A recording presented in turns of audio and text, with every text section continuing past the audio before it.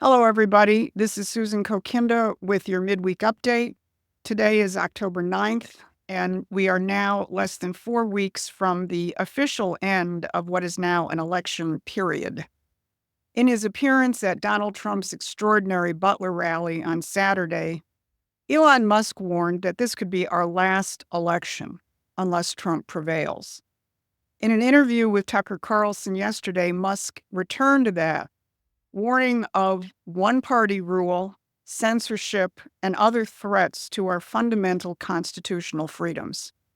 I'm going to return to some of the other aspects of that interview that Musk had with Tucker Carlson, which discussed even more profound threats to our civilization later in this update, because I think it gives an important grounding in dealing with the cascade of crises before us. In this week's update, I'm going to address some of those crises, especially the Hurricane Helene aftermath. And of course, we now have Milton bearing down on Florida today, and the deadly conflict in the Mideast and the continuing tectonic political shifts here in the United States. Then I'm going to touch on Donald Trump's interview with Larry Kudlow, and as I said, more on the Elon Musk-Tucker Carlson interview.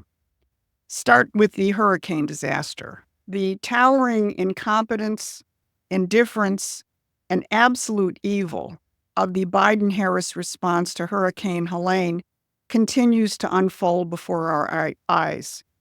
All you have to do is compare other responses by competent or even semi-competent leaders to this and other disasters. My colleague Brian Lance described the FDR administration's response to an equally horrific flooding and loss of life in the Ohio Valley and in New England in the late 1930s, with mobilizations of hundreds of thousands of Works Progress Administration workers for both amelioration and for rebuilding. In a speech in Detroit yesterday, and in a companion piece in the Wall Street Journal, J.D. Vance cited even Barack Obama's use of the 82nd Airborne, which is based in North Carolina, where he had them flying within 2 days to the earthquake-ravaged Haiti in 2010. It took 6 days for this administration to authorize the deployment of 1,000 troops into their own state. And in many cases, the administration has had to be publicly prodded to move quickly, as the 2 North Carolina senators had to do to get troops moving, and as Elon Musk did in his exchange with Pete Buttigieg to clear away roadblocks to getting Starlink's communications into key disaster-stricken areas.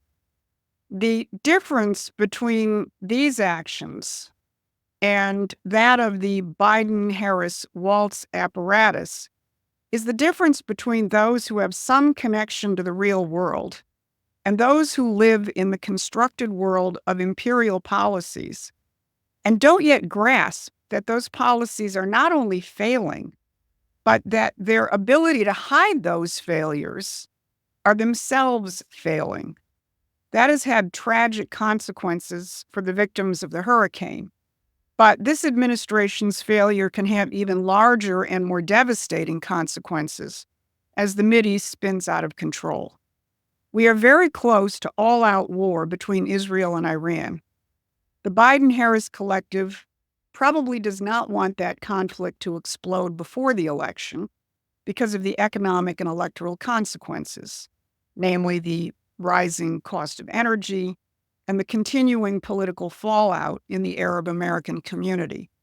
That's already happening. Last week, the Arab American Institute released a poll which showed that Donald Trump now has a 2-point lead over Harris in that community, which is usually 2-1 Democratic. Under their misleadership and failed policies, the United States is for now almost powerless to intervene diplomatically. And that is what is resonating most strongly in the Arab American community. When J.D. Vance was in Detroit yesterday at a rally I attended, he just made very clear Donald Trump will bring peace to this region.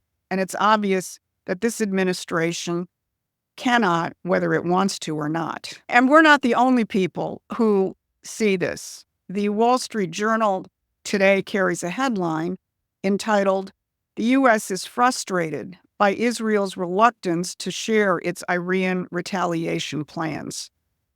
In other words, nobody's listening to us.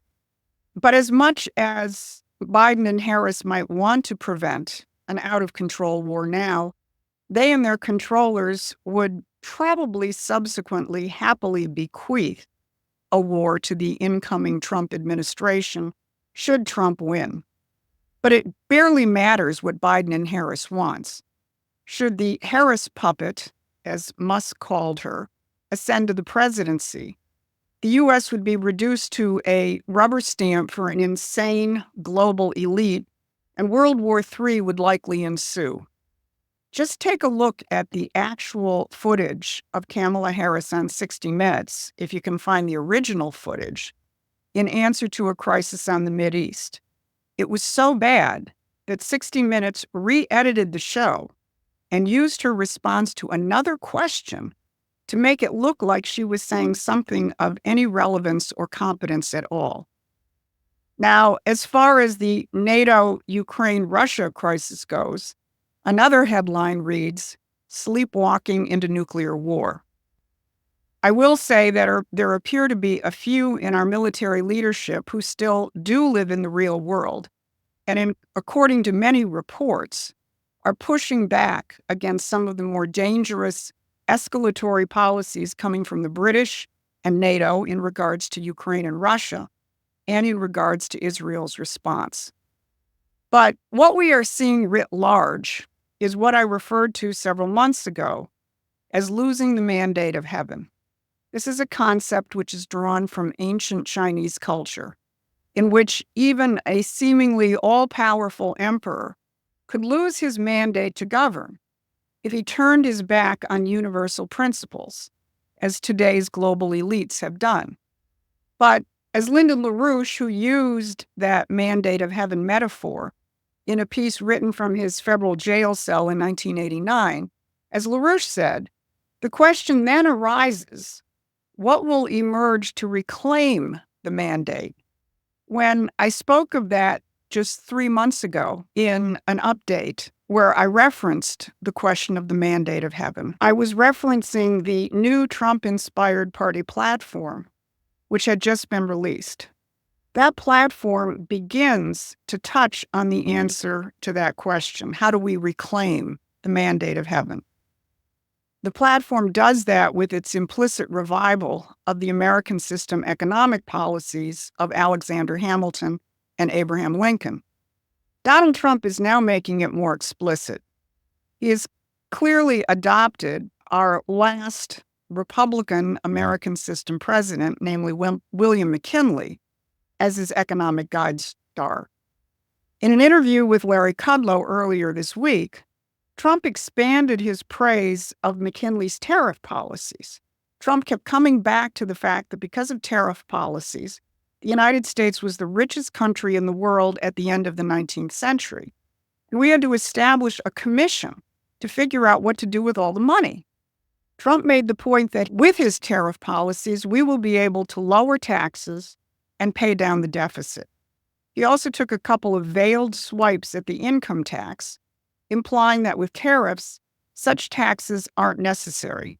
He hasn't quite gotten to the point of directly swiping at the Federal Reserve, but his proposal for something like a sovereign wealth fund, which would take tariff revenues and reinvest them in great projects, hints at something like a national bank replacement for the Federal Reserve.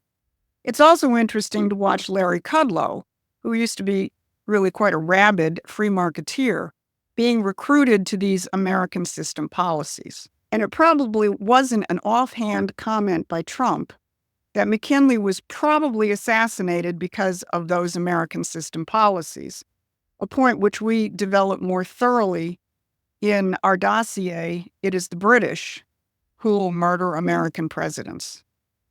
And as I suspect Donald Trump understands, at least instinctively, the revival of the American system involves more than specific economic policies.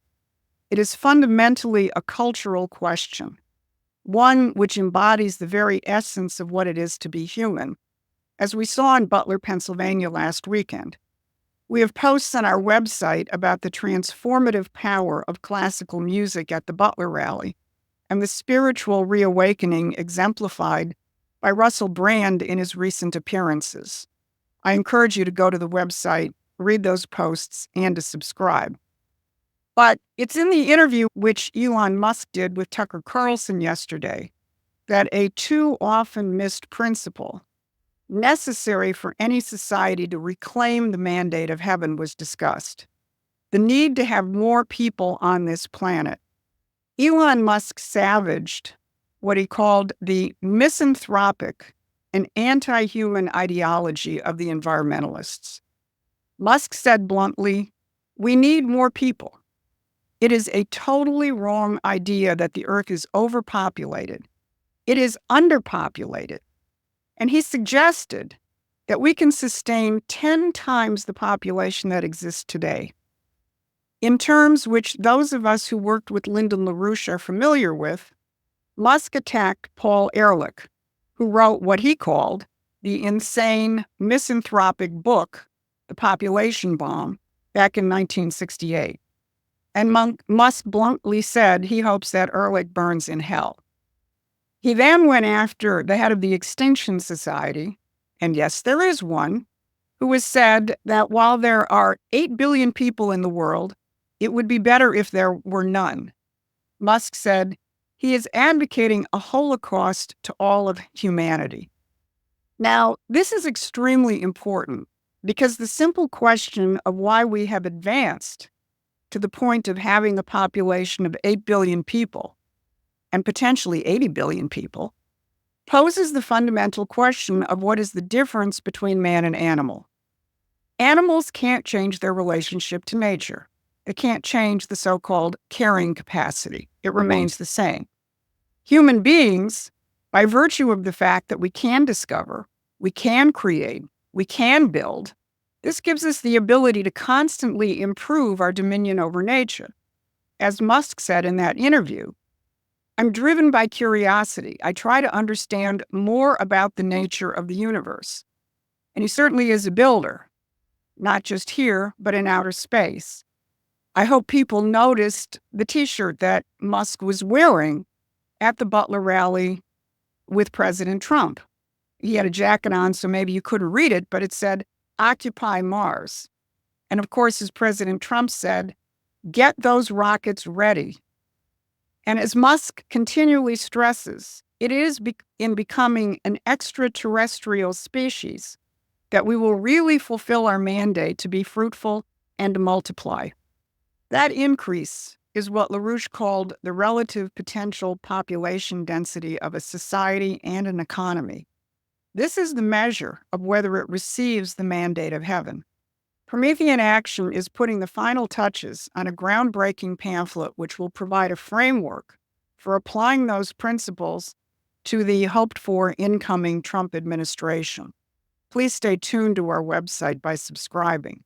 In the meantime, use every waking hour to ensure a voter turnout between now and November 5th, which will allow those new policies, driven by the rebirth of the true American productive spirit, to be unleashed.